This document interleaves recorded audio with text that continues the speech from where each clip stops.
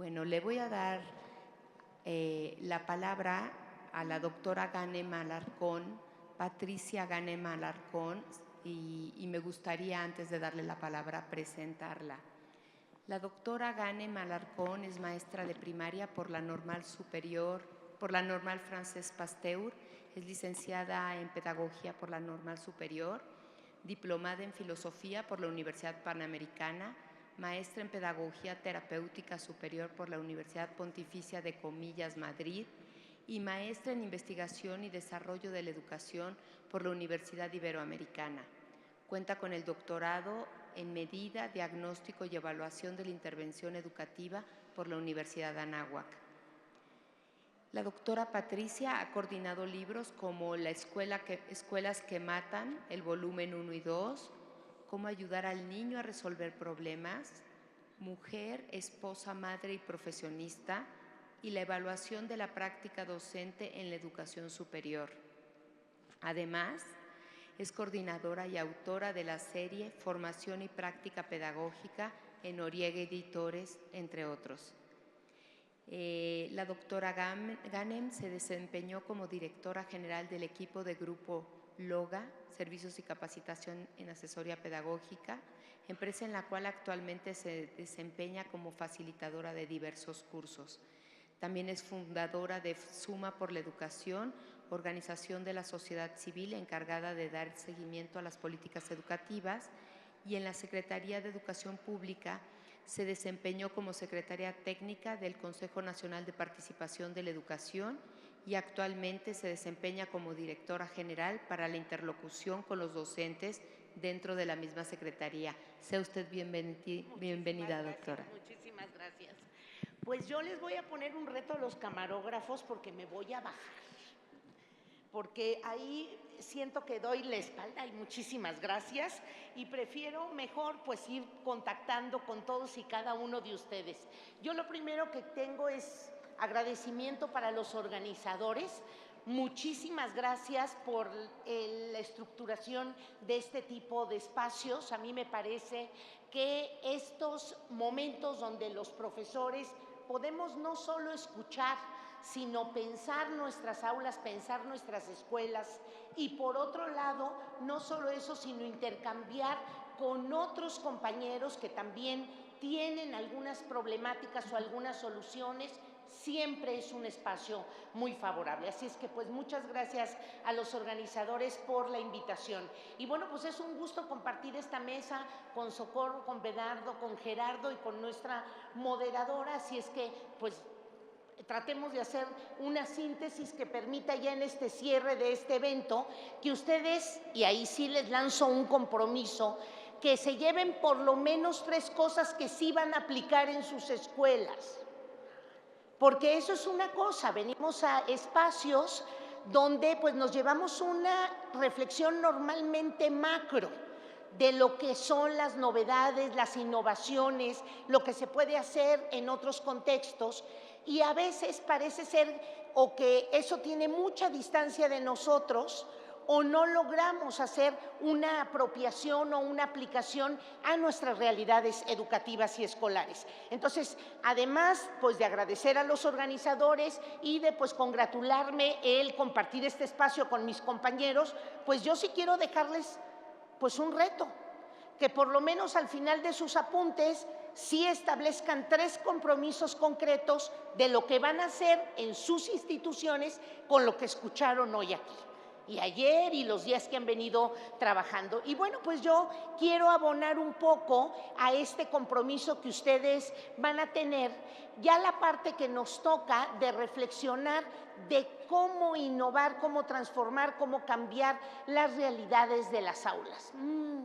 Llevo más de 30 años en educación, y a mí me gusta citar una reflexión que por ahí se comparte mucho, de que si una persona de hace 200 años le tocara la posibilidad como de volver a esta época, de estar en esta época, y viera un banco, pues no lo reconocería.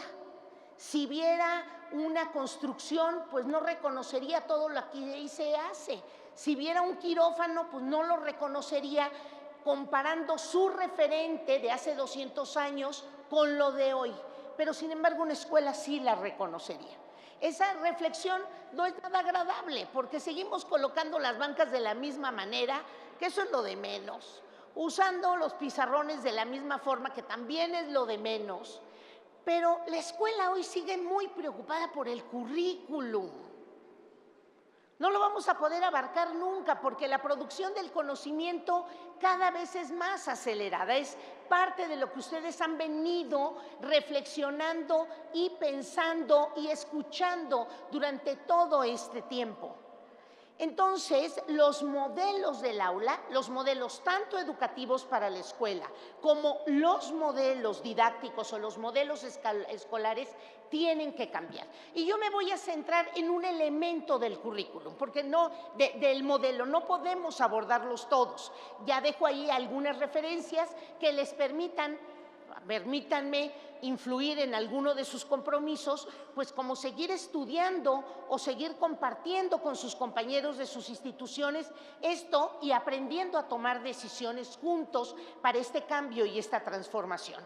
Yo me voy a centrar en el terreno del alumno y le pido por favor a las personas que nos están ayudando con la presentación si me ayudan a pasar estas láminas de manera muy rápida, porque no voy a versar sobre ellas, solo quiero dejarles algunos referentes de lo que ahora nos tendría que ayudar a pensar el aula que queremos y desde ahí cómo se construye el aprendizaje o cómo los alumnos logran encontrar en esa aula en la que ustedes ahorita están pensando, cómo ellos pueden verdaderamente aprender, construir los conocimientos a partir de lo que ya Gerardo decía, que es esta cuestión del currículum, y por el otro lado, cómo esos aprendizajes a ellos los tiene que retar a una actualización permanente. El mensaje continuo que tenemos que dar en las escuelas y en las instituciones es que el conocimiento que hoy el alumno aprende, mañana ya no está actualizado. Entonces, una tendencia constante de las aulas es que el alumno pueda ir encontrando mecanismos precisamente para la actualización no solo de la información, sino de las habilidades que le van a servir a él para justo estar permanentemente actualizándolas. Y yo quisiera, en función de la lámina, si me la colocan por favor, solamente pedirles que piensen sus aulas a partir de 3 cosas y que a veces son invisibles y que a veces no sabemos cómo se meten en nuestras escuelas y en nuestras aulas, pero que ahí están. No me quiten las láminas, porfas. La influencia de la política pública. Eso es importantísimo. Voy a citar 2 láminas nada más para que puedan ver la enorme influencia que una decisión de política educativa puede estar llegando a sus instituciones. La segunda es cómo responden ustedes a esa política pública. A mí, en los 30 años que yo llevo en el terreno de la educación, normalmente las escuelas, los maestros, los directivos de todos los tipos de modalidades educativas, normalmente jugamos un doble papel. Lo que nos pide nuestra autoridad educativa y lo que hacemos al interior de nuestras escuelas. Y eso nos genera un doble esfuerzo y una pérdida de energía terrible. Entonces, por eso los maestros hoy de todos los niveles nos dicen, dedicamos muchísimo tiempo en estar preparando la parte de afuera y poco la parte interna. Entonces, y finalmente decir algunas pequeñas cosas de las decisiones que se tienen que tomar al interior de las aulas. Pasamos a la siguiente, por favor. Yo les dejo aquí. Hice una pequeña revisión a partir de 1970, si a alguno le gustan estas reflexiones y estas revisiones históricas, pues váyase mucho más atrás, a partir de lo cual les dejo el año, quién gobernaba desde el ámbito de la presidencia, pero sobre todo qué personaje dirigió los destinos educativos desde la Secretaría de Educación Pública, ¿no? Y cuál fue esa premisa educativa a partir de la cual se toman las decisiones para influir en el sistema educativo. Les dejo ahí 1970 con Luis Echeverría, 1990 que dirigió desde la Secretaría de Educación Pública con Carlos Salinas de Gortari en Ernesto Zedillo, desde el 2000 con Vicente Fox. Ahí no les pongo secretarios porque fue el sexenio que más secretarios hubo, ¿no?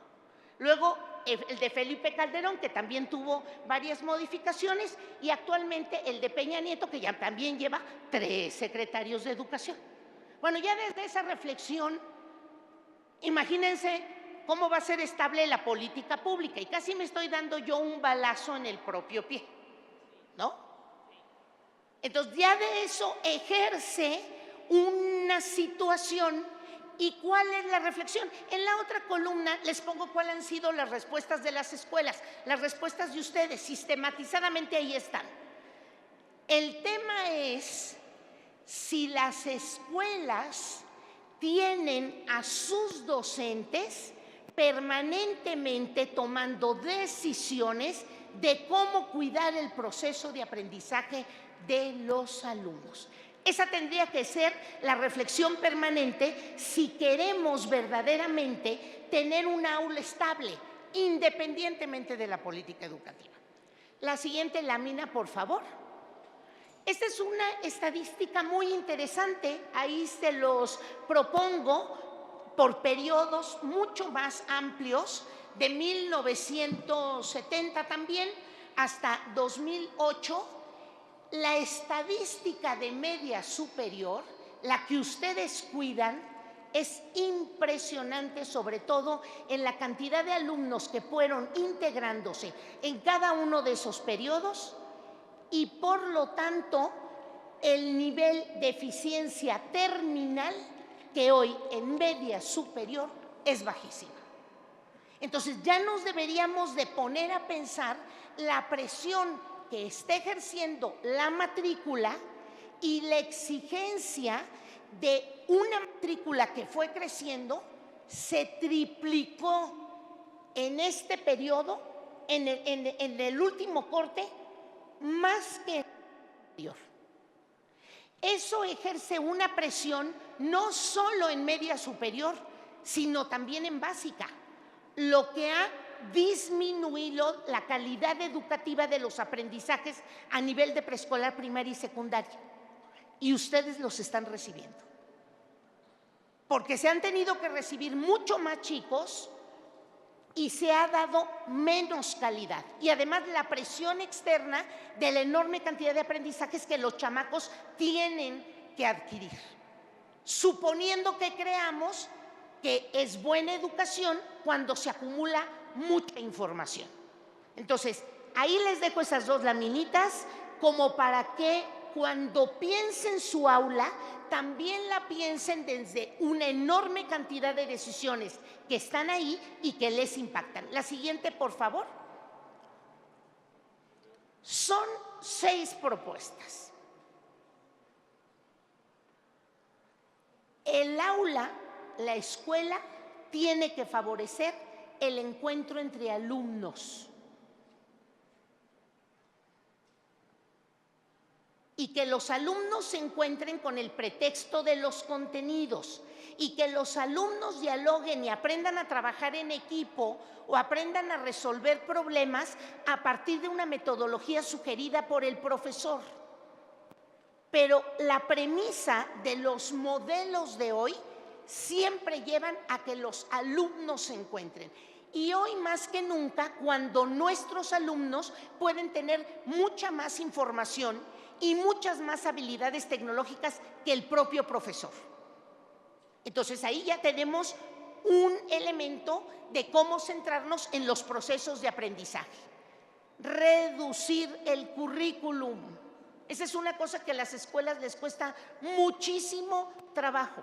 Y concentrarnos en elementos que básicamente no nos concentramos, como transversalmente permear las aulas con asuntos más importantes como son el arte, los deportes y los idiomas. ¿Sí? Digo, ustedes promueven modelos ¿no? Con una currícula bilingüe. Bueno, pues en ese sentido tenemos que seguir trabajando en ese tenor.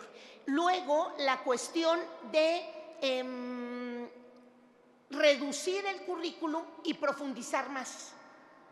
O sea, porque contenidos muy superficiales lo que hace es que los alumnos se vayan perdiendo más. Entonces, hacer una reselección de contenidos es un gran reto. Revisar en el cuarto, porque mezclé el 2 y el 3, el marco de referencia utilizado éticamente en las aulas, desde los mensajes, las reuniones, cómo evaluamos. En la evaluación hay una enorme cantidad de mensajes éticos que tenemos que revisar, hacer de la institución un lugar seguro y gozoso.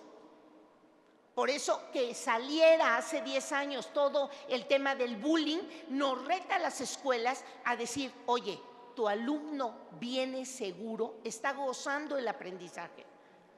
Habría que revisarlo. Y luego lograr todas esas transformaciones, ya Gerardo decía, de los procesos. Hay que cuidar los procesos, no los resultados.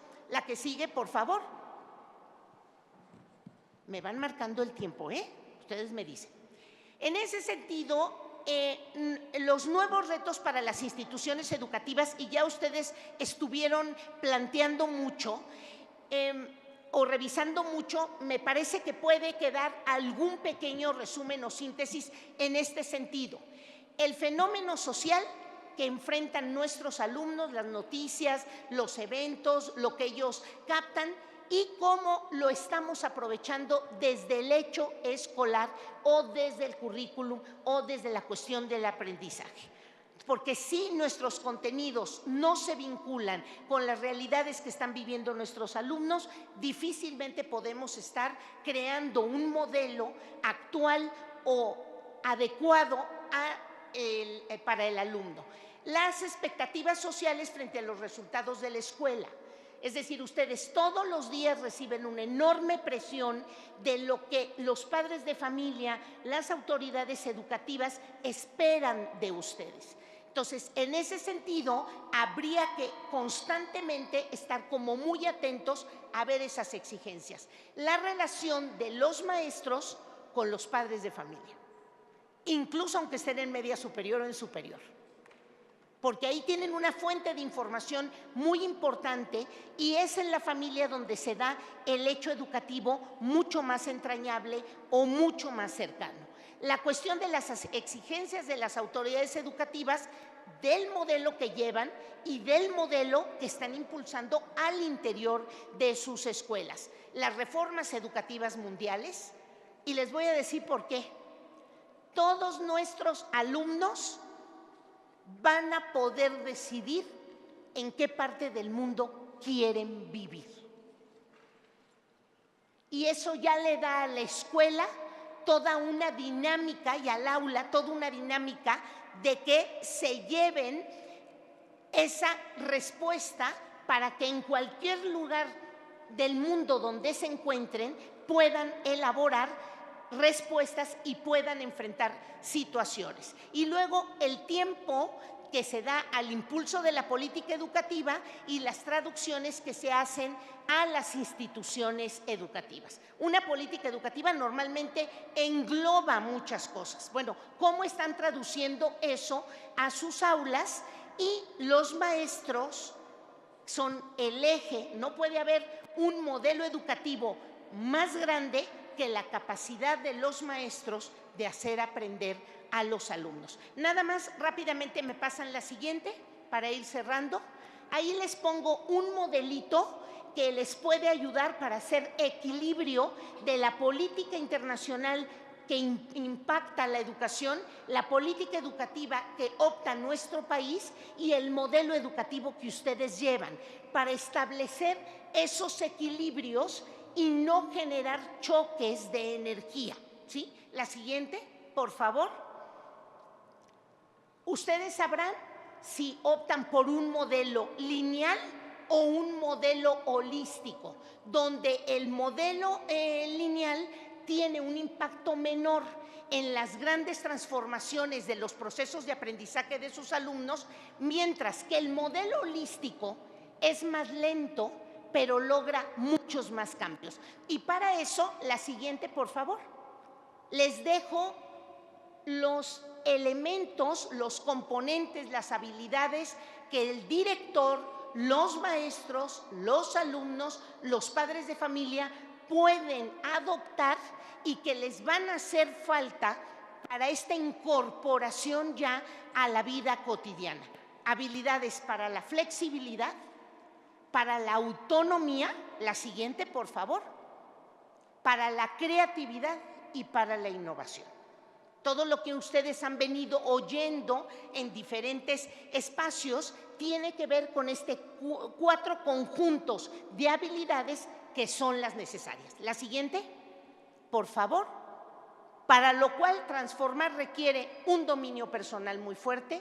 Hay que aprender a trabajar con los profesores para que no se salgan de sí.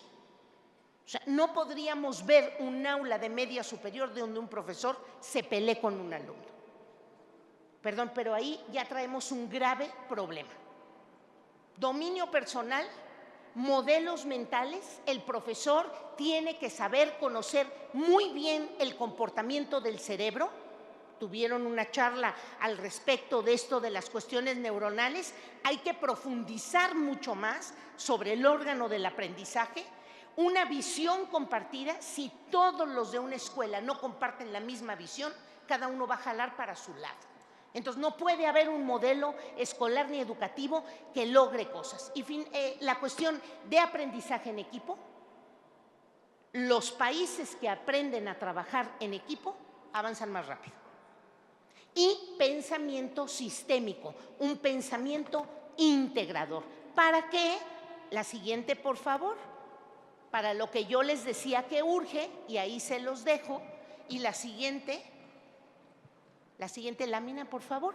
Ahí les dejo todos los modelos pedagógicos, si aprendizaje significativo, aprendizaje por proyectos, aprendizaje por problemas, aprendizaje cooperativo, ahí los tienen todos, con el objeto de que ustedes puedan hacer una evaluación de lo que se está realizando dentro de sus aulas. Y la última, pues siempre ver alumnos de media superior trabajando nos alerta, nos pone contentos en ver cómo estos chicos se van a insertar en la cuestión de la educación superior y a partir de un área de aprendizaje van a tomar decisiones. Muchísimas gracias.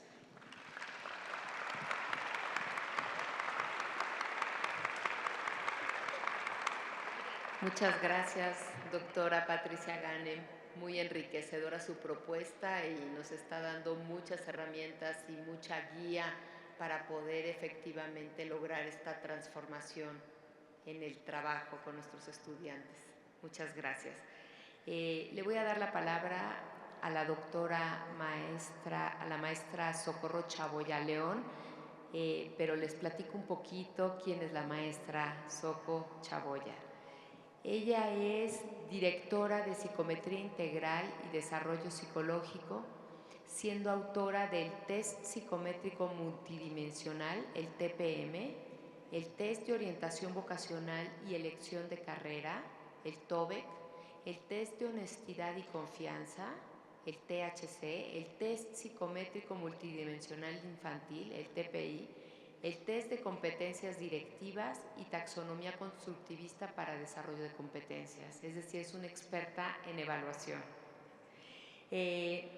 La maestra Socorro comenzó sus estudios como normalista en educación primaria, continuando con la licenciatura en psicología educativa, con la especialidad en enseñanza superior y la maestría en administración educativa en la Universidad La Salle.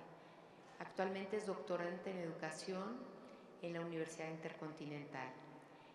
La maestra Socorro Chaboya ha sido catedrática en la Universidad Iberoamericana, en la Universidad Salesiana, en el Instituto Mexicano de Audición y Lenguaje, en el POLI y en La Salle. Y actualmente es catedrática en el Instituto Politécnico Nacional y trabaja en el Departamento de Unidad Politécnica de Integración Social coordinando y impartiendo capacitación a instituciones públicas y privadas. Bienvenida, maestra. Es un gusto tenerla entre nosotros. Gracias.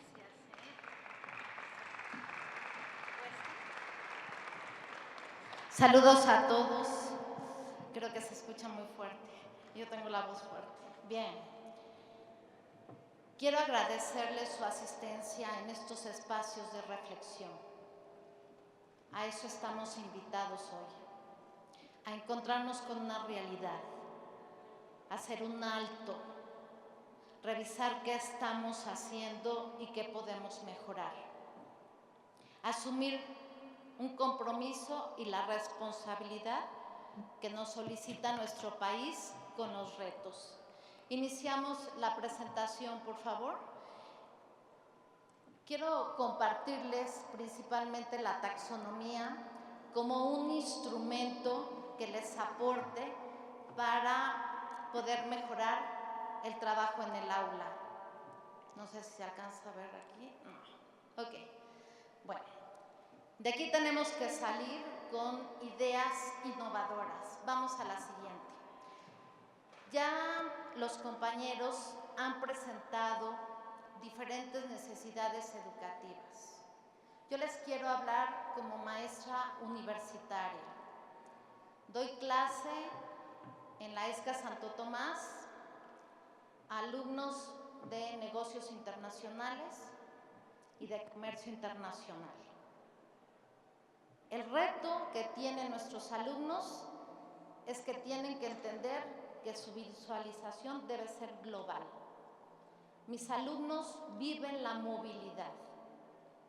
Nosotros tenemos la responsabilidad de conectar la universidad con la empresa y ustedes nos apoyan para conectar el bachillerato con la universidad.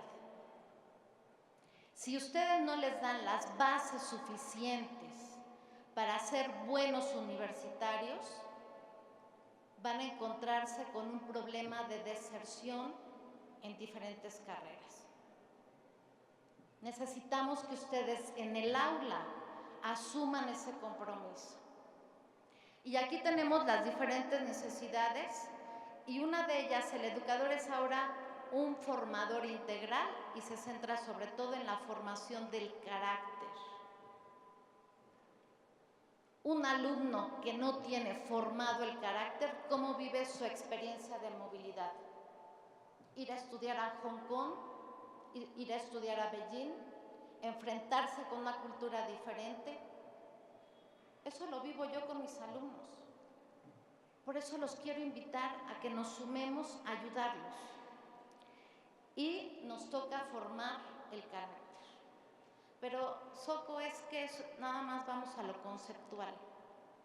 No, nos necesitan. Y también necesitamos desarrollar esas competencias.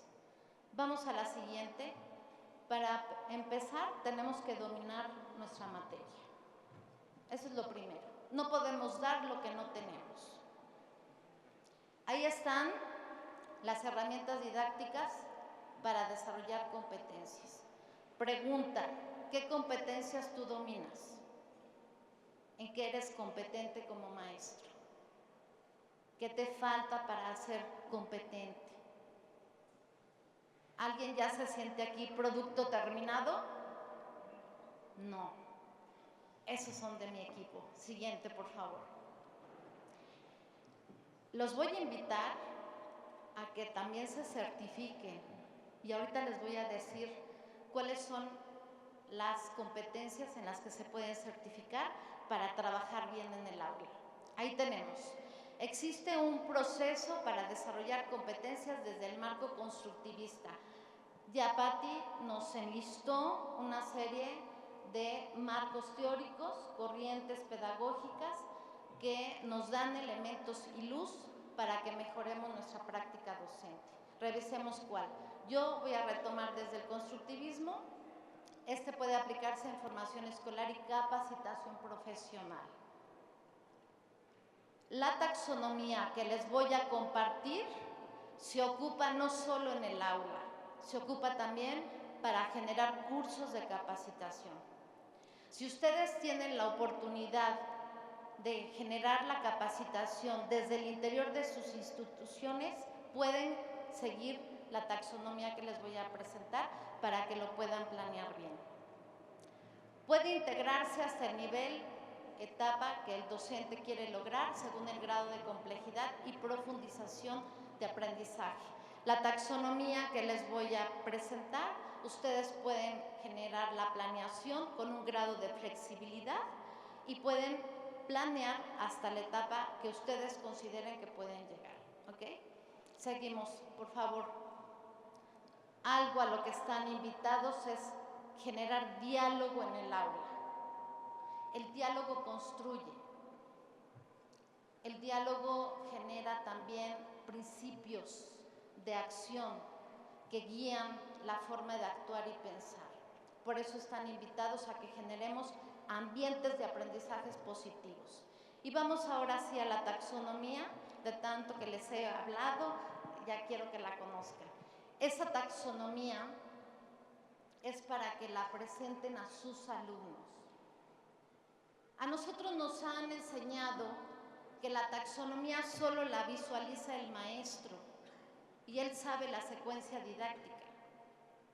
Aquí yo les pido que se la presenten a los alumnos, la van a entender. Vamos, está ahí en la página, la pueden descargar cuando gusten, psicometriaintegral.com.mx. Si gustan, a la siguiente empezamos. Bien, aquí tenemos.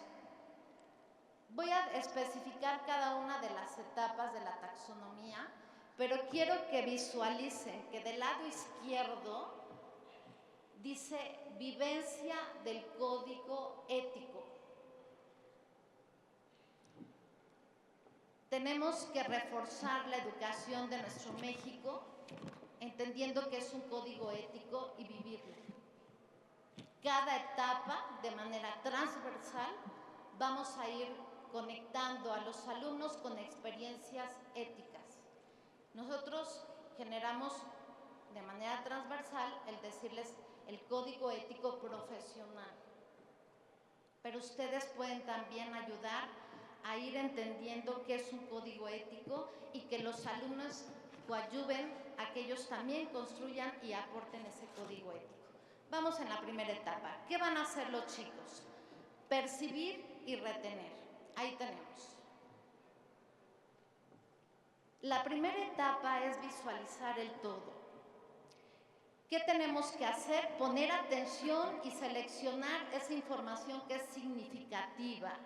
Ayer nos estaba comentando el doctor Lorenzo Tebar del aprendizaje significativo.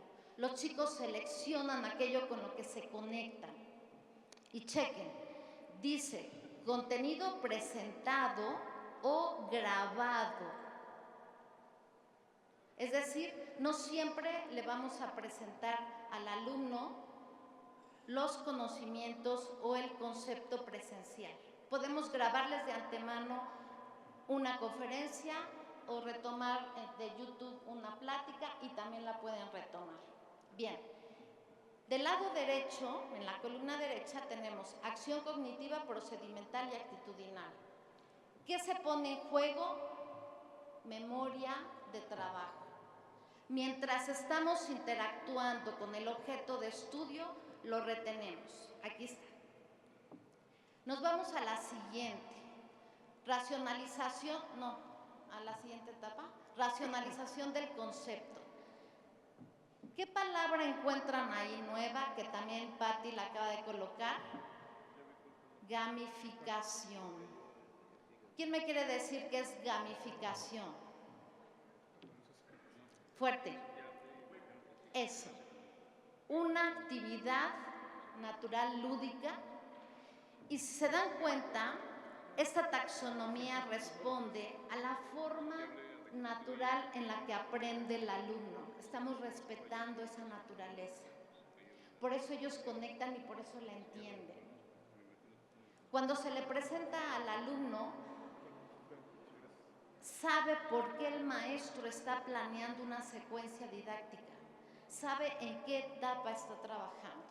La gamificación, como ahí lo dice, es aprovechar la mecánica, la dinámica de los componentes del juego.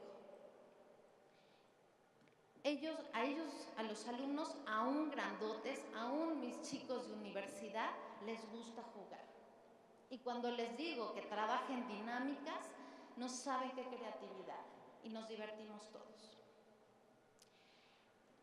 Vamos entonces a utilizar esto, pero como decía ayer, retomo lo que nos comentó el doctor Lorenzo Tebar ayer. Esto, en esta segunda etapa, se conecta con los conocimientos previos.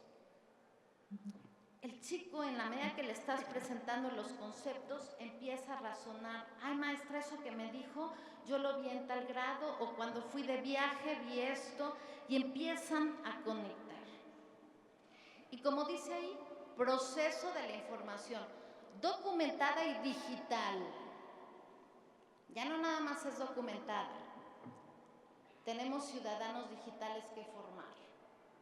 Entonces, retomamos, documentada y digital. Acciones cognitivas que trabajan, identificar, seleccionar, comparar. Cuando tienen que hacer una red semántica, ¿qué acciones cognitivas realizan? A ver, ¿quién me dice de aquí? Una red semántica, ¿qué acciones cognitivas? Una red semántica. Análisis, otra. Fuerte. Síntesis, otra. Comparación, otra. Relación, conclusión o inferencias. Muy bien, maestro. Otra. Evaluación.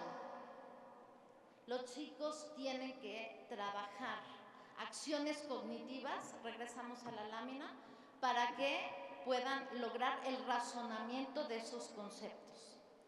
Y mientras estamos trabajando esto, dice, es recomendable ni todo en equipo, ni todo individual, hay que equilibrar.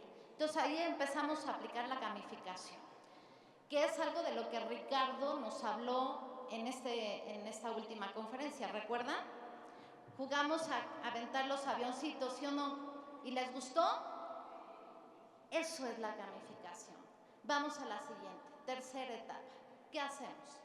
Ahí tenemos investigación documental y digital, videos, blogs, videojuegos, etc.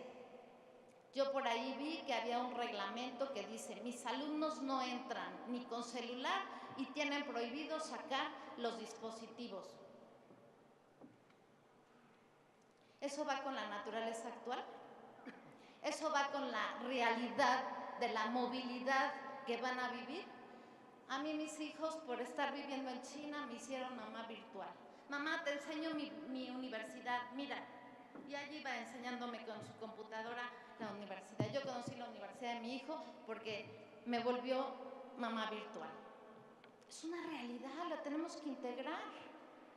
Entonces, ahí tenemos que vamos a invitarlos en la tercera etapa que vayan por más información. ¿Ok? Y como dice aquí, sí. Ok, gracias.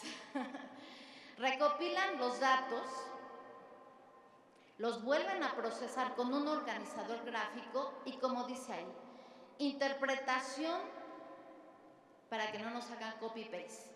Pídeles que hagan interpretación y socialización de la información para que no te hagan copy-paste. ¿Y qué vamos a poner en práctica? El discernimiento de la información. Que sepan que sí y que no, a filtrar, a filtrar. Los tenemos que enseñar a filtrar. Y como dice aquí, ejercitación de un desarrollo de competencias digitales. Y como dice, aquí en esta etapa desarrollamos el pensamiento crítico, que no nos dé miedo. Van a navegar en medio de la información, que sepan qué información es la valiosa, que no nos dé miedo. Enfrentan ese mar, como nos lo dijo Ricardo hace un momento. Vamos a la cuarta etapa, en donde vamos a trabajar en el aula. Tenemos aula tradicional, pero ya tenemos que mudarnos al aula 4.0, como nos estaba diciendo el maestro Gerardo, en donde pongamos en práctica STEM. Pero miren, primero lo que les puse: vivencia de dinámicas con inteligencia emocional. Si les vamos a organizar un debate en el aula, que aprovechen a desarrollar la inteligencia emocional. Que no sea el maestro el primero que empiece con bullying porque un alumno a lo mejor contestó algo que no le parece. No, por favor. El primero que debe de demostrar la inteligencia emocional es el maestro. Debe ser competente en lo emocional. Y por eso ahí lo estoy colocando. En el aula, lo primero es que se tiene que trabajar la inteligencia emocional, con experiencias de aprendizaje a través de tareas, intercambio cultural, y bien ahí, aplicación metodológica y técnica STEM. ¿Qué significa STEM? Ciencia, tecnología, ingeniería y matemáticas. Por lo tanto, tenemos que empezar con lo interdisciplinario y lo tenemos que integrar dentro del aula. Ahora dice, en problemas reales, diálogo, argumentar, discutir. ¿Damos por hecho que los chicos saben dialogar? No. ¿Damos por hecho que los chicos saben discutir? No. Hay que enseñarles con una buena argumentación. Y aquí es donde vamos a retomar el trabajo colaborativo. Y entonces trabajamos la ejercitación de competencias y habilidades cognitivas, procedimentales y actitudinales. Bueno, ya no voy a poder seguir diciéndoles la taxonomía, ya se me acabó el tiempo. Ustedes la pueden revisar en la página, la pueden descargar.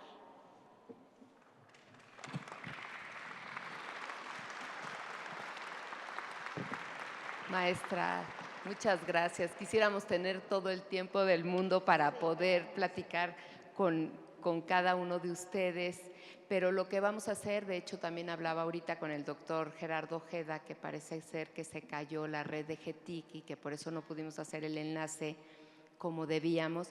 Lo que sí nos comprometemos es tener su presentación disponible en el micrositio de aquí de la DEGIR y del Congreso, así como la entrevista del doctor Ojeda también, que nos comprometemos, ahorita ya lo platiqué con José Luis, en hacer una entrevista y poder subir también la entrevista al micrositio.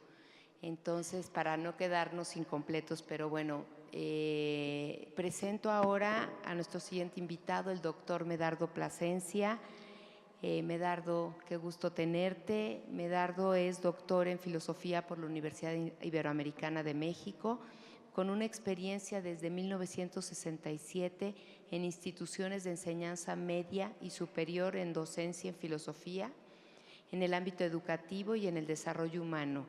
Tiene también una amplia participación en congresos nacionales e internacionales y diversas publicaciones. El doctor Medardo ha realizado diversas investigaciones en hermenéutica, gnoseología, el poder y la cultura en México, la empatía, la mística, ética y educación para la paz.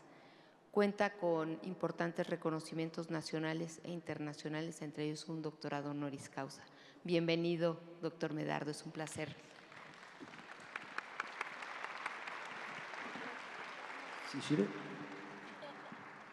Bueno, primero muchísimas gracias a quienes organizaron este congreso.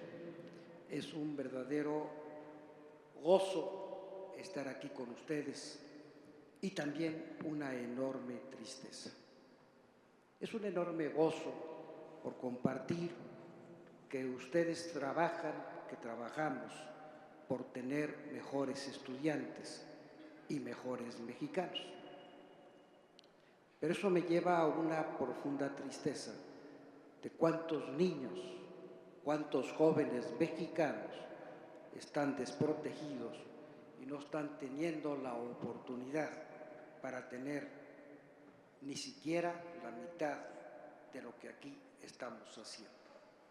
Eso es un crimen de lesa humanidad que no se ve en qué momento se va a detener, cuando es una herida profunda a nuestro pueblo, a nuestra humanidad. Por eso es un sentimiento doble, el gozo de estar con ustedes y la tristeza de una tragedia nacional que no parece cuando termine. Estamos acostumbrados en el aula a un esquema de hace muchos años, que todos hemos pasado por él, y quizá un esquema también de siglos. En este esquema de siglos hemos vivido que todos tenemos que encajar en un modelo. Si vivimos y recordamos lo que vivimos como niños, como estudiantes, y cómo lo seguimos haciendo ahora que ya se ha dicho, todos tienen que aprender lo mismo, todos tienen que saber lo mismo. Y ordenamos y orientamos a nuestros alumnos a que aprendan lo mismo. Entonces, un estudiante es valioso, un estudiante es ilustrado porque aprende y sabe lo que todo mundo sabe. No puede diferir su conocimiento. Entonces, pareciera que cada alumno, que cada persona es un sujeto que se encierra en una camisa de fuerza y solamente podrá crecer a través de eso. Y eso lleva a una pregunta que te hago a ti. ¿Tu escuela te permitió desarrollar todas tus capacidades? ¿O cuántas cosas, qué potencial tuyo quedó encerrado y atrapado en los esquemas escolares del aula, donde tú tienes que estar callado, tienes que estar callada, sujeta a una autoridad, donde el único que sabe es el profesor y el programa institucional? No puedes pensar diferente, no puedes sentir diferente, no puedes disentir, no puedes objetar, porque todos tenemos que caminar por la misma línea. Si les parece, vamos con las presentaciones. Sigamos en la siguiente, por favor. Aquí intentaremos hablar de la inercia en el aula. En la inercia en el aula, como la vivimos, ¿cuál es la inercia de la vida en el aula? De la vida en el aula. Recuerdo que en alguna ocasión un maestro decía, en el salón de clase, ustedes deben de imaginar que hay un perchero y que al entrar ustedes se quitan todos sus sentimientos, todas sus emociones, las cuelgan para que estén limpios de tentaciones.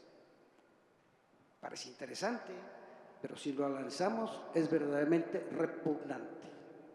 ¿Por qué? Es importante tener al alumno y al maestro con todo su estado emocional. ¿Por qué sorprendernos? ¿Por qué asustarnos que un alumno llegue enojado? ¿Por qué asustarnos que un alumno llegue perezoso? ¿Por qué preocuparnos que un profesor de pronto se sienta mal? ¿Entendemos lo que es el vivir la vida? Pareciera que al entrar al salón dejamos de vivir. Recuerda tu salón de los primeros años de vida escolar. Ciertamente algunos se salvaron por otros métodos. No puedes jugar, no puedes moverte, no hay dinamismo en tu vida.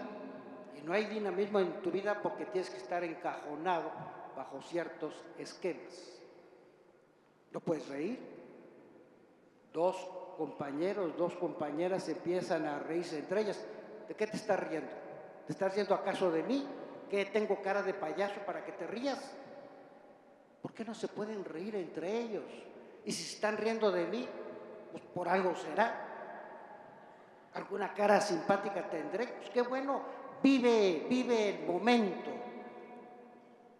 ¿Cómo sentimos la propia experiencia en el salón de clase? Recuerda, o cómo reprimes a tu alumno en este momento, en estos momentos. Los dejamos ser. Tú como maestro, tú como maestra, puedes ser en el grupo, en el salón, o tienes que estar sujeto a los esquemas. ¿Qué cosa más espantosa llegar a un salón y todas las bancas están ancladas? No se pueden mover. ¿Por qué? Porque hay que verle la nuca al de enfrente. Esto es lo maravilloso de este esquema. Felicidades por este esquema. Ojalá todos pudieran verse las caras, en el buen sentido. Poder mirarnos. ¿Cuántas veces miramos directamente a nuestros alumnos? Cara a cara, mirada a mirada. Poder descubrir en tu mirada qué piensas, qué sientes, qué quieres, qué estás viviendo, qué estás sufriendo, qué estás entendiendo, qué entiendes tú, no qué entiendo yo. Yo te puedo explicar lo que entiendo, pero no es importante lo que yo entienda, es importante lo que tú entiendes. Por eso, al hablar de la vida, podemos hacer todas las características de la vida, que no las vamos aquí a mencionar, pero la vida implica organización, implica metabolismo, todo lo que ustedes saben de la vida. Y podemos, la siguiente, hablar en el caso siguiente, por favor, son todas las características que ustedes saben de sobra de lo que es la vida. Pero ¿a qué vamos con esto? Hay una vida biológica y una vida espiritual en el ser humano. Y si ustedes miran, es una propuesta, va a ser muy bueno que ustedes la refuten, pero si se dan cuenta, estamos muy estructurados en la vida escolar y también universitaria, en el aula, con los principios de la vida biológica. Y algo que puede parecer escalofriante, pero para que la vida biológica pueda funcionar, hay que comerse al vivo. Y para comerme al vivo, tengo que matarlo. No voy a comerme al cadáver que está putrefacto. Alguien puede decir, yo por eso soy vegetariano. A la pobre manzanita le hace exactamente lo mismo. O deja tu manzanita, déjala unos cuantos meses y ya que ella perdió todas las propiedades te la comes. Es interesante este principio biológico de la vida. Para que el ser vivo viva, tiene que nutrirse de los elementos y de la energía que tiene el ser vivo. Si no, no me alimento. Pero para que esto pueda suceder, necesitamos dominar poder, imposición y muerte.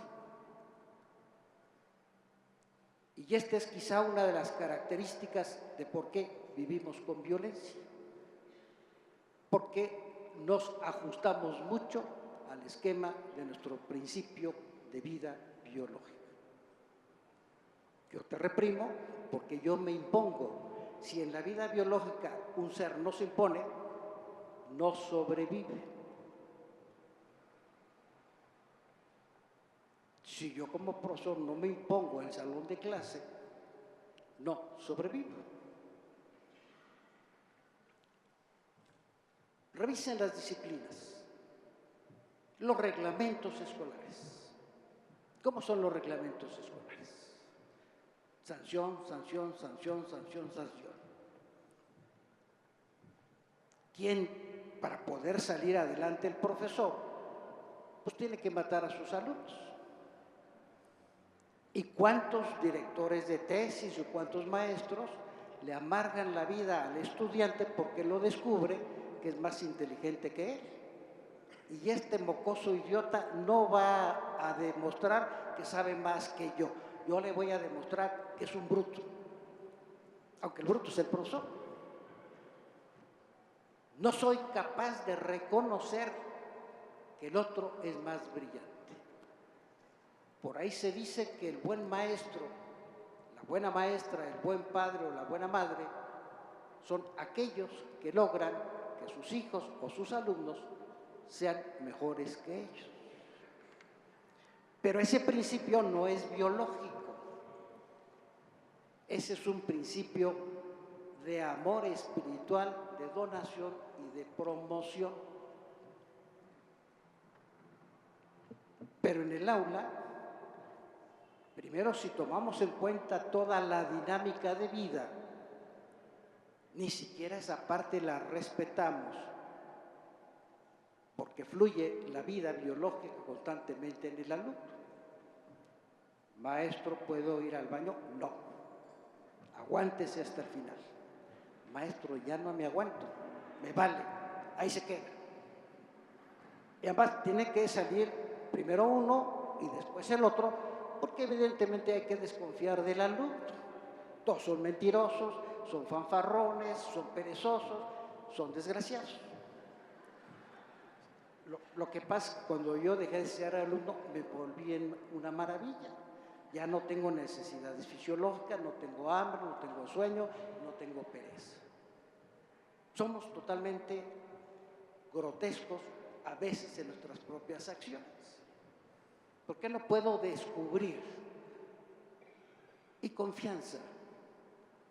¿Por qué no podemos irnos a la dimensión de la vida espiritual del ser humano y empezar a cambiar las dinámicas del aula, pero no solo del aula, de nuestras relaciones personales?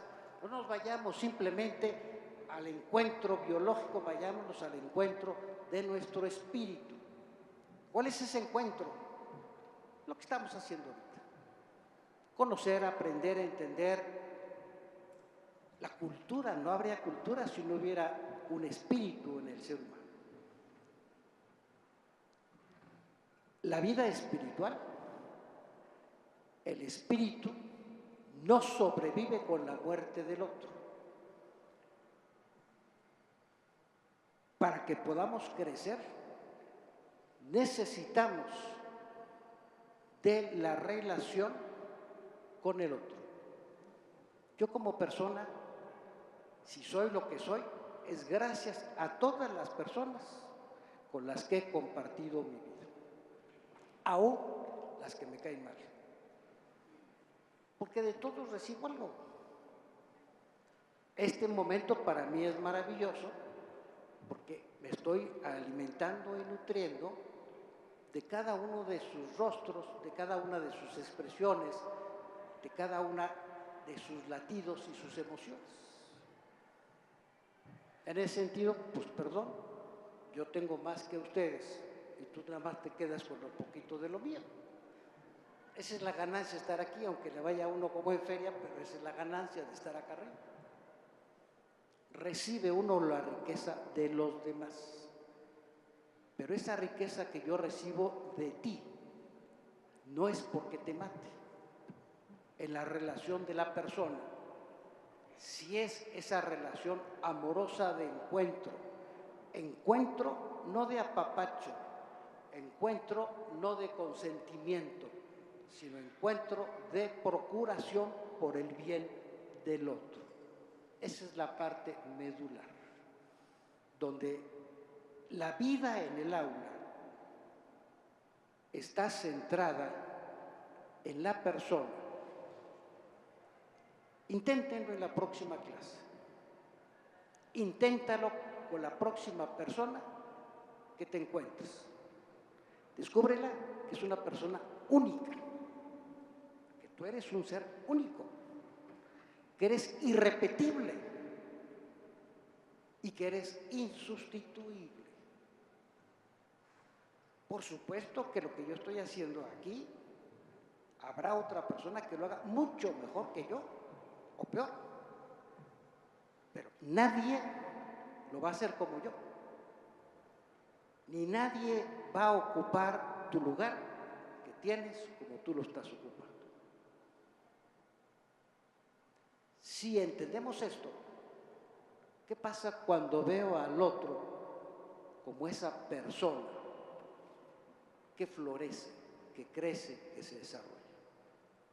¿Por qué no pensamos en el aula, en el centro, en el encuentro comunitario de docente y alumno, donde no se haga la diferencia, el profesor está arriba y el alumno está abajo, donde simplemente es el encuentro de la vida de comunidad, en la que nos apoyamos y nos ayudamos a crecer de manera conjunta, que el maestro pueda aprender igual que el estudiante pueda aprender. ¿Por qué quedarnos de que tú aprendiste este programa? ¿Por qué no quedamos? ¿Qué es todo lo que puedes ir más allá de lo que los que ya han enseñado y ya han escrito, tú puedas escribir algo nuevo? Muchas gracias.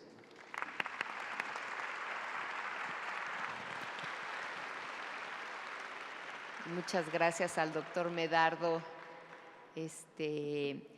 Me pide Soco Chaboya y yo le voy a pedir que al final les voy a dar 2 minutitos para cerrar a ustedes. Entonces, si al final de la presentación de la doctora Michelle Wood y Nicola Avery, que es una entrevista con la licenciada Manola Giral, procedemos al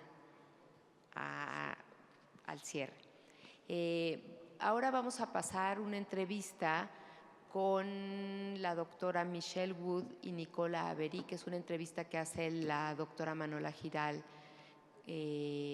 con estas especialistas. Michelle Wood es terapeuta de arte y docente en la Universidad de Roehampton, Londres, y Nicola Avery es asesora en e-learning en la Universidad también de Roehampton, Londres. Entonces vamos a pasar ahora la entrevista, no sé si ya la tengan lista por aquí. ¿Ya? Adelante, por favor, Said. Muchas gracias.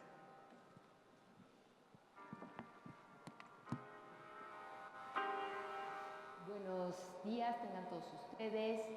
Vamos a ver el día de hoy la participación de Nicola Avery y Michelle Wood, que trabajan en la Universidad de Roehampton en Londres.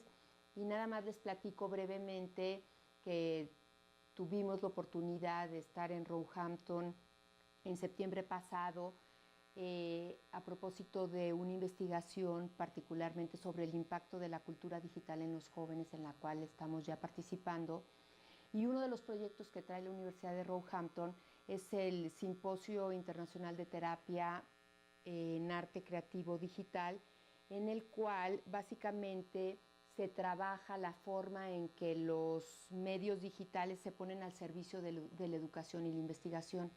Tenemos entonces la entrevista que nos brindan Michelle Wood y Nicola Avery con Manola Giral, nuestra directora general de Incorporación y Revalidación de Estudios, en la cual incursionaremos en todas estas herramientas digitales que se pueden poner al servicio de la educación y particularmente al servicio de los docentes del sistema incorporado.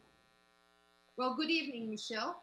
It's a pleasure to have the opportunity to discuss a few points regarding your actual work at the Department of Psychology.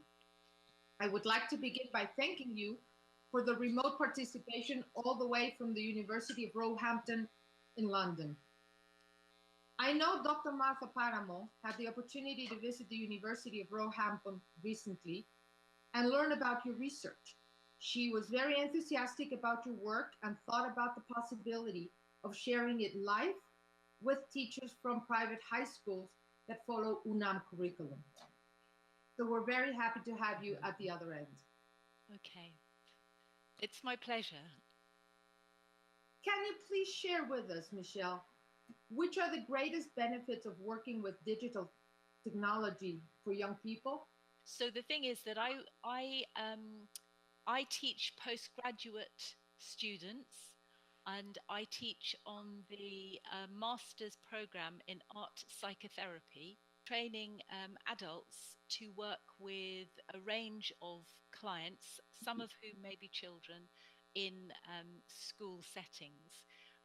So, in terms of my own expertise and interest, I'm using technology with adults, not with young people. So, my experience is more anecdotal, perhaps, than maybe Martha had initially realized. So I have a question here. How can digital tools be put at the service of educational processes? That's right. Yes. So they can enhance existing learning experiences by providing additional sources of information and additional ways to explore media creatively, and additional opportunities to experiment or practice in a virtual environment before trying it in a physical one. Digital tools also help capture the experience and make it available for future reference.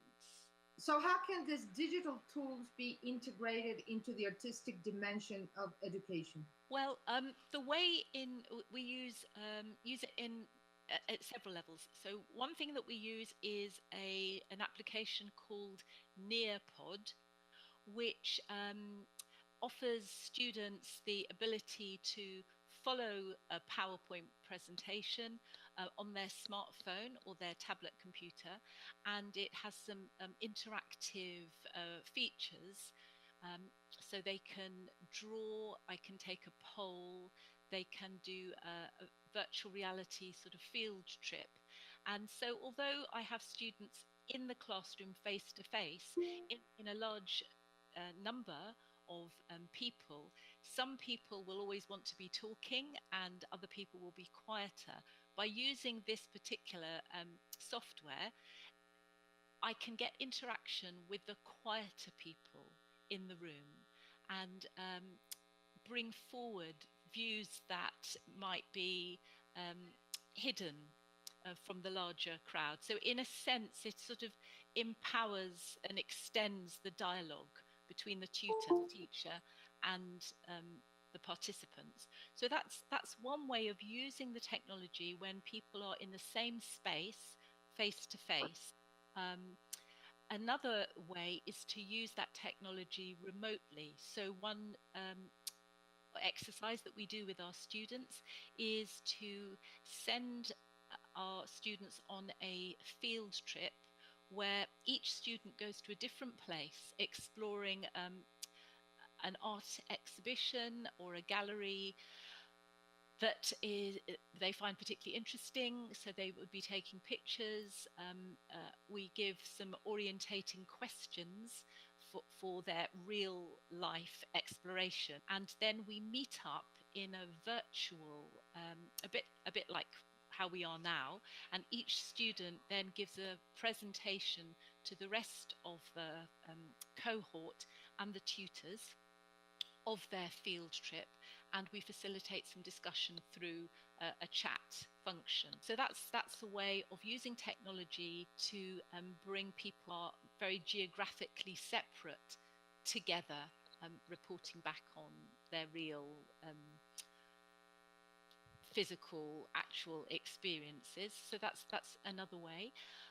Another way in which we work with technology and our students is taking our students through a guided sequence of workshops with art, music, drama, dance, movement, psychotherapy, and play therapy, and giving the students a somatic, embodied experience to reflect on their sort of emotions, the end of which, that the end of those series of workshops, the students then have to create a digital essay, a digital artifact, which can be in the form of animation, it can be in the form of a PowerPoint presentation, um, but what it cannot be is a written essay. So it has to be a digital submission. So that's another example of how we are using technology in a creative way, sort of moving in between the kind of embodied and the virtual. I find your work very interesting because you're switching from the regular classroom to a student-centered environment where you're letting them reflect on their own pace and their own interest in different types of art. And Yes. I'm sure that can be replicated in any classroom, regardless of what the topic is. So I'm sure what you're sharing with us can help our teachers in any classroom at a high school level. Right. And what you say also brings the idea that the humanistic dimension of the teacher is not lost through the use of the digital tools. What is your experience about it? When the student and teacher have a face-to-face relationship, then the technology doesn't compromise that. So certainly having a personal relationship, it can be enhanced by using a variety of technologies. I think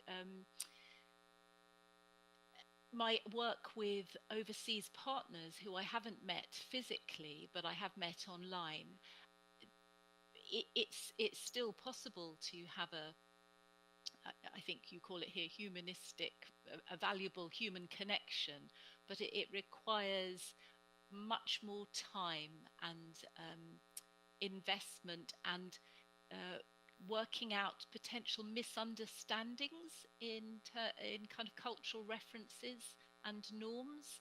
So I don't know if that answers your question, but technology can build on a face-to-face relationship. What I recall from your previous explanation is the power of having the quiet students contact and be able to explain their own ideas Yes. in a personal environment. Yes. And I'm sure our teachers will understand that in any classroom, there's always a group of students with the same profile. So by using this technology, we're empowering them to be connected, and that's very valuable. Yes, that's a really lovely way of putting it, empowering them to be connected. That's right. And what strategies can be put at the service of the human development by using digital tools? I'm not sure if you mean at an institutional level or a personal level. Either one, as you feel more comfortable. I think institutionally, we need to make sure that the technology links up. So already our communication here, we've had to make sure that we've got Chrome. I've had to download a particular app. So I think it's ensuring that there's a kind of technological fit all the way through. That can be a problem for some learners who don't want to download anything on their own personal devices. So again, I think that would have to be, there'd have to be some kind of security and cost checking out. And training. I think it's very important to invest in people who can not assume that everybody understands how to use the technology, or even understand that they might be using the technology in inefficient ways. So again, a strategy to improve that would be making time to train people.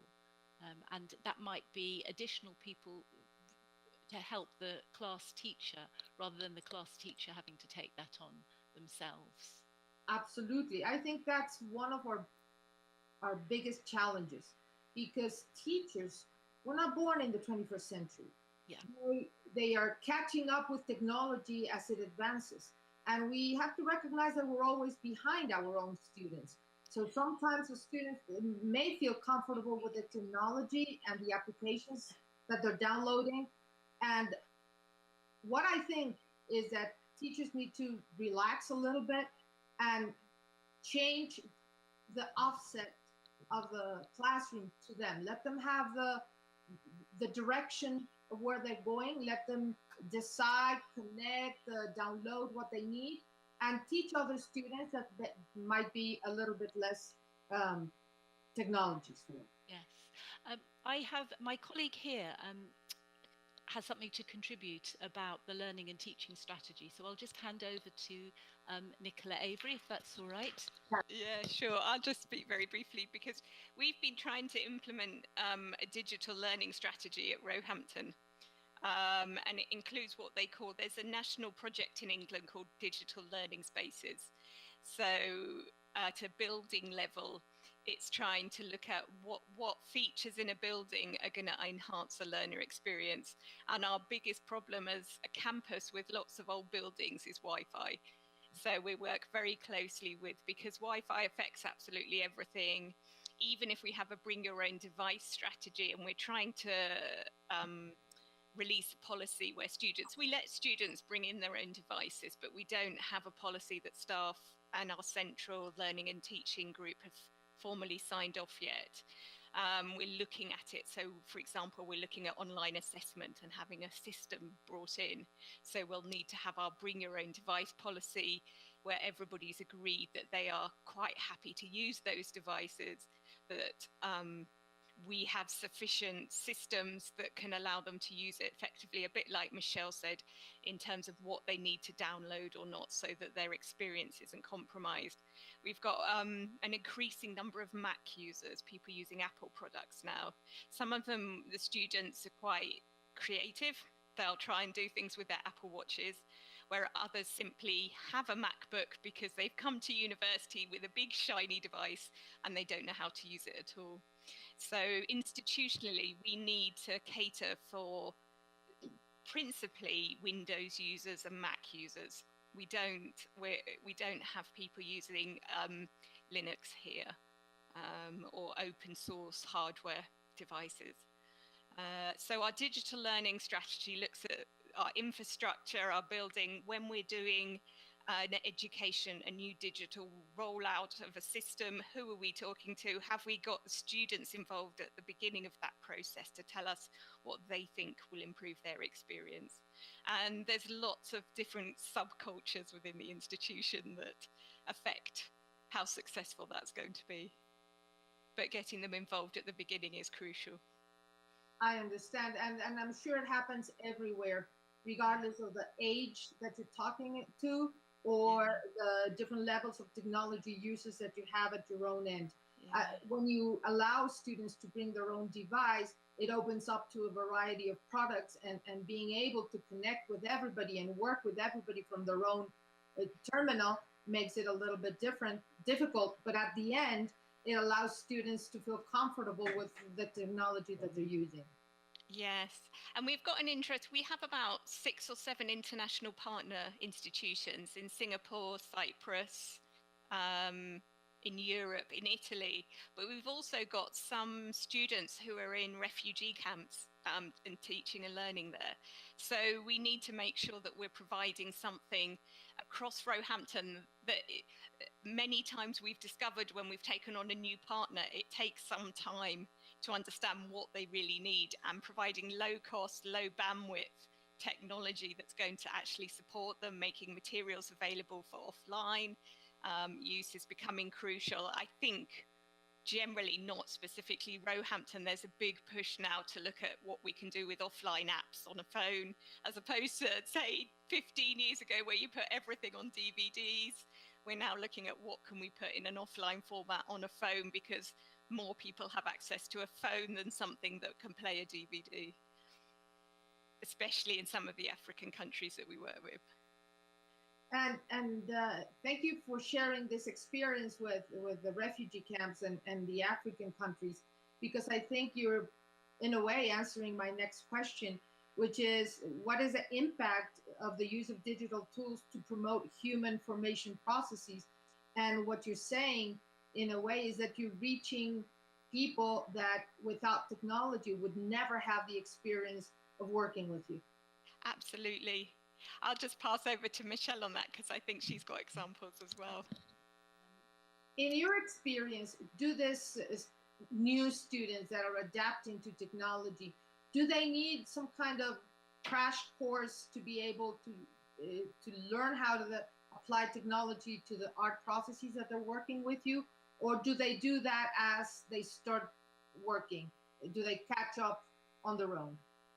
I think it's a bit of both. We try to embed some technical experiences in most of our modules. All our submissions are electronic anyway, and we use the virtual learning environment in a variety of ways, disseminating information but encouraging interaction. So in several tiny ways, in all aspects of their learning, students are being forced to engage with technology. And then there are bigger projects where they can spend more time and receive specific training in how to use different applications and software. So I guess there's a sort of blended approach. And we hope that for our students who might have come in feeling very digitally ignorant, we trust and hope that they can go out feeling a bit more empowered.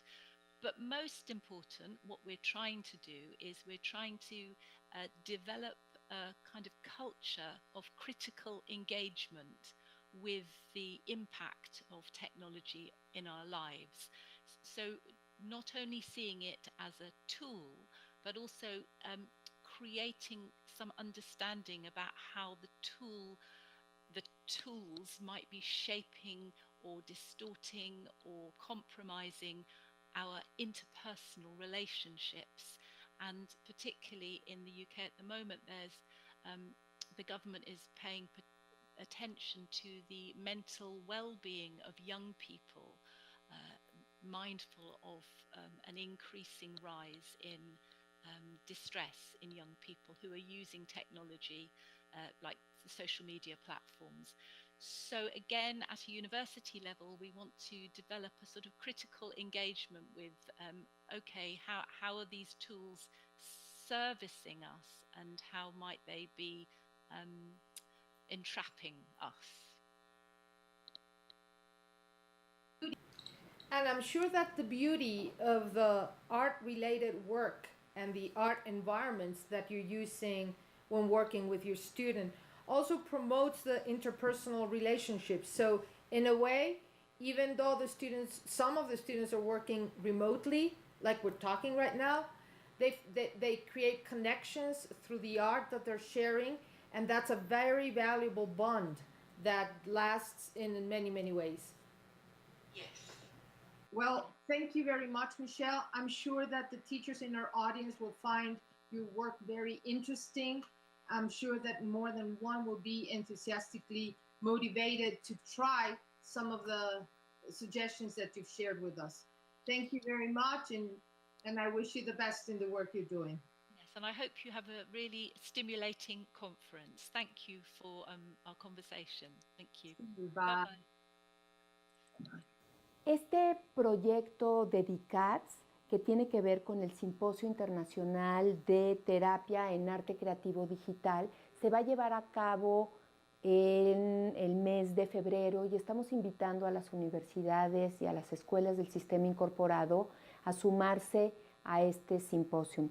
Por otro lado, también les queremos decir que desde la UNAM y en particular desde el Sistema Incorporado estamos trabajando en esta investigación sobre el impacto de la cultura digital en los jóvenes, a las cuales se han sumado países como Dinamarca, Londres, Estados Unidos y México a través del Sistema Incorporado. Todas aquellas escuelas y universidades del Sistema Incorporado que se quieran sumar a este trabajo de educación e investigación y de poner los medios digitales al servicio del desarrollo de nuestros estudiantes y de nuestros docentes, están cordialmente invitados. Muy bien, muchas gracias a Manola, a Michelle, quienes nos dieron la entrevista, y a Nicola. Yo sé que tenemos el tiempo encima, que ya tenemos hambre, que ya queremos descansar y tomarnos un descansito, pero no quisiera romper con la promesa de dar un minutito simplemente para cerrar. Yo creo que hemos tenido una experiencia muy interesante sobre esta transformación del aula, en donde hemos visto la importancia de los medios digitales y la importancia de una serie de habilidades y de estrategias para la transformación. En un minuto, en 2 palabras, en una frase, doctora Ganem, ¿qué nos dice? Pues a mí me gustaría decirles que no dejen de ver a sus alumnos y verlos a los ojos. Yo les quiero proponer un ejercicio. Hoy es qué día, ya es viernes hoy, ¿verdad? Bueno, el lunes que regresan a sus aulas, que miren a sus alumnos. Aquellos alumnos a los que les puedan sostener la mirada son alumnos que se parecen mucho a su proceso cognitivo. Comparten con ustedes una enorme cantidad de herramientas personales. Aquellos que no, nada más revisa sus calificaciones, van a ir un poquito más abajo, van a tener dificultades. Mirar es la manera más directa que tenemos de contacto con el alma del otro. Y no un alma vista desde una concepción religiosa, sino esta parte interna que todos y cada uno de nosotros tenemos. Y cuando yo cito esto, siempre me gusta recordar a Mary Meeker, porque Mary Meeker, que fue la heredera de la escuela de Guilford, cuando iniciamos todos los estudios de creatividad, decía que es a través de la mirada del niño, y cuando en sus ojos se ilumina es que estamos transformando, que estamos verdaderamente generando aprendizaje, ¿no? Y hay una frase de ella que es muy, muy fuerte, que dice que aquel que hace un daño intelectual a un niño también le hace un daño emocional, porque cuando un niño deja de creer en su capacidad de aprender, también deja de creer en él mismo. Entonces, hay muchos teóricos, hay muchos modelos. El que ustedes decidan utilizar, ese es bueno, y lo que es importante es que confíen, y que confíen que está ayudando a sus alumnos a aprender. Muchas gracias, doctora.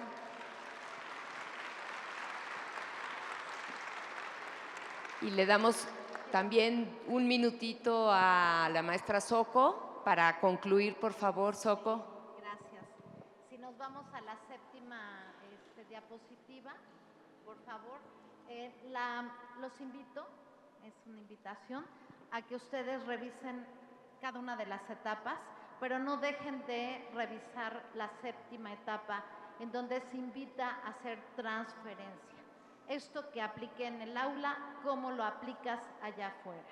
Cuando los chicos saben cómo se aplica y lo valioso que es ese conocimiento, como dice la taxonomía, le encuentran el sentido.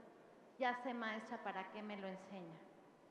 Cuando le encuentran el sentido, valoran lo que les estamos enseñando. Y cuando lo valoran, lo podemos llevar a la reflexión.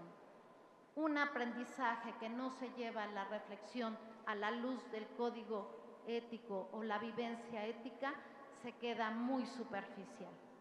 Hay que aterrizarlo y, como decimos ahí, aplicando la tecnología, y dice, creando ambientes innovadores. Tenemos que llevar a los chicos a que ellos creen ambientes innovadores. Nosotros estamos resolviendo problemas que cuando salimos de la licenciatura no existían. ¿Saben a qué problemas se van a enfrentar sus chicos? problemas que no existen y ellos tienen que cumplir con esto.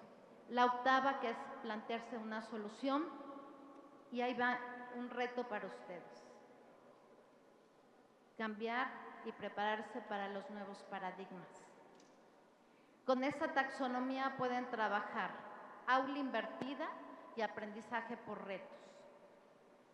Y la última, por favor, es enseñemos a los chicos a gestionar su talento. Tienen que llegar a ese punto en el que se reconozcan con muchas capacidades y que logren gestionar su talento, que mediante un proceso de autorregulación, y entonces decimos que adquieren la competencia de aprender a aprender. Okay. Nos vamos a las 3 competencias que yo los invito en conocer. Hay 3 competencias que ustedes pueden certificarse o que sus maestros pueden certificarse. Ahí están. Propiciar el aprendizaje, les estoy dando inclusive la clave para que entren a la página de conocer y ustedes se certifiquen como profesionales en el trabajo en el aula. Muchos de ustedes o maestros son buenos en su profesión, pero esto les ayuda. Y la última es promover el aprendizaje mediante proyectos, que es el código S1075. Vamos a pasarles esta presentación en el micrositio del Congreso. Y por último, a nuestro humanista de casa, que nos ayude a integrar esta parte de lo digital, las nuevas tecnologías con el humanismo, en 5 palabras y en un concepto. Gracias.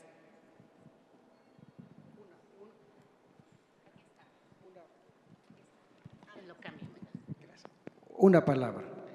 Hagamos que nuestra aula permita a las personas crecer en toda su riqueza potencial para una mejor comunidad y una sociedad más justa.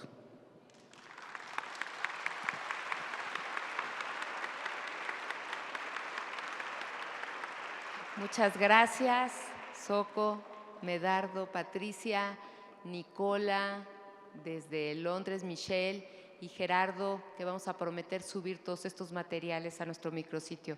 En nombre de la Dirección General de Incorporación y Revalorización de Estudios, les entregamos un reconocimiento y un agradecimiento muy especial y los invitamos a todos ustedes a que pasemos a la fotografía. Ahorita les van a dar las indicaciones pertinentes, nos tomamos la foto, comemos y regresamos. Muchas gracias.